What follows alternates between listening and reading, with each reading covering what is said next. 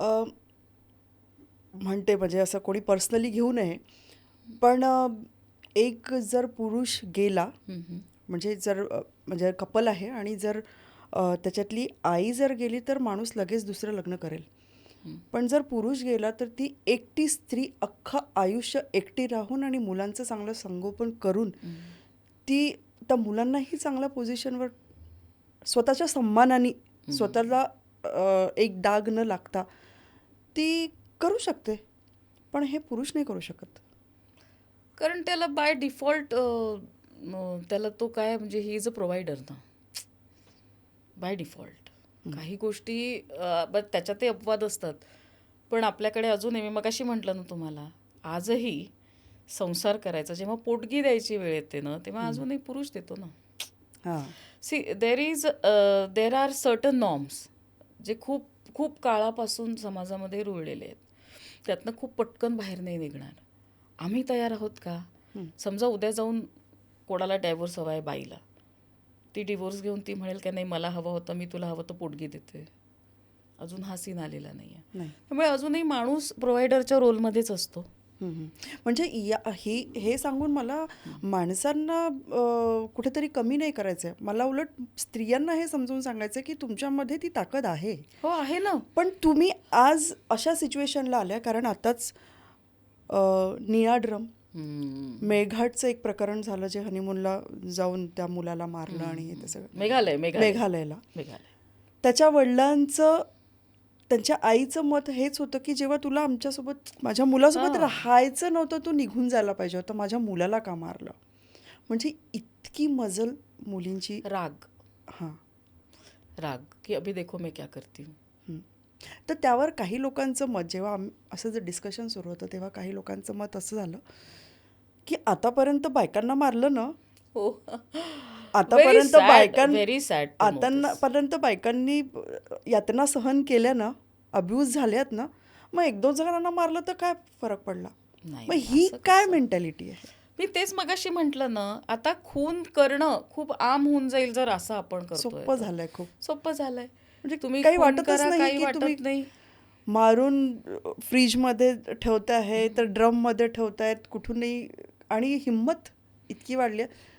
कारण कुठेतरी आता हे आहे की तुम्हाला तुमच्यावर खूप अत्याचार झाले होते, हे आता तुम्ही जे म्हणालात ना, मग त्याचा बदला घेताय. त्याचा बदला घेते अख्खी स्त्री जमात. पण एकदा आपण इतिहासामध्ये एक राऊंड मारला तर पुरुष जास्त मेले आहेत ना रणभूमीवर, पुरुष जास्त मेले. तर आणि कंपॅरिझन तर करू शकत नाही, कंपॅरिझन करू शकत नाही. आणि हे आपण आत्ताच्या ज्या नोंदी घेतोय ना, ह्या खूप अगदी अशा खूप तात्कालिक आहेत. आणि हे तेवढेच सुसाईड होतात. आता म्हणजे फार्मर सुसाईडमध्ये ठीक आहे माणसं जातात, ते चूक की बरोबर माहीत नाही, कारण आपल्याला त्यांच्या म्हणजे कुठल्याही वेदना समस्या इतक्या जवळून माहिती नाही आहेत आपल्याला. पण पुरुष मेला किंवा बाई मेली, नॅचरली कोणी मेलं तर आपण काही नाही करू शकत, ॲक्सिडेंटली मेलं तर. पण खून जेव्हा जायज होतो आहे ह्या म्हणजे नोटेशन्सनी, तर मग आपण तर पुन्हा यांच्याकडे गेलो ना आपण. म्हणजे पहिले जसं होतं की गुहेतलं आयुष्य, की हा माझा हे आहे, मला नाही पटणार, मी तुला मारीन, माझं सर्कल. मग शिकून जर आपले हे विचार जातात आहे तिथपर्यंत, तर मग कसं होणार. म्हणजे त्या शिक्षणाचा काय फायदा नाही ना, फायदाच नाही आहे ना. म्हणजे ह्या नोटवर एकीने आम्हालाही असं म्हटलं, वेगळ्या कारणासाठी आली. तो मुलगा आला होता आमच्याकडे की त्याला ना असं फिट म्हणण्यापेक्षा तो असा शिवर व्हायचा मध्येच. तर त्याच्या आईवडिलांनी सांगितलं की म्हणे ह्याला रात्रीतनं उठतो, कुठेही कधीही कुठल्याही मिनिटाला तो काहीही बोलतो रॅन्डम. अच्छा. तर ज्या गर्लफ्रेंडसोबत तो होता तर ती मध्ये मध्ये यायची, पण मग म्हणे ती येणं बंद झालं. ह्याच्या अशा वागण्याने ती पण खूप हे झाली. आणि मग त्यांनी आम्हाला सांगितलं म्हणजे येऊन की म्हणे हिचं अजून एका मुलाशी अफेअर आहे. आणि बरं तिच्या आईच्या तब्येतीसाठी वगैरे त्या मुलांनी जवळजवळ 7-8 लाख खर्च केले की आता हीच आपली होणारी बायको आहे, हिची आई. आणि हे तर ते सगळं आईचं तर ते खोटं होतं. त्यांनी आई आणि मुलीने मिळून 7-8 लाख रुपये त्याच्याकडनं घेऊन घेतले. आणि त्याची आई परेशान की मुलगा आपला असं झाला, वडील परेशान.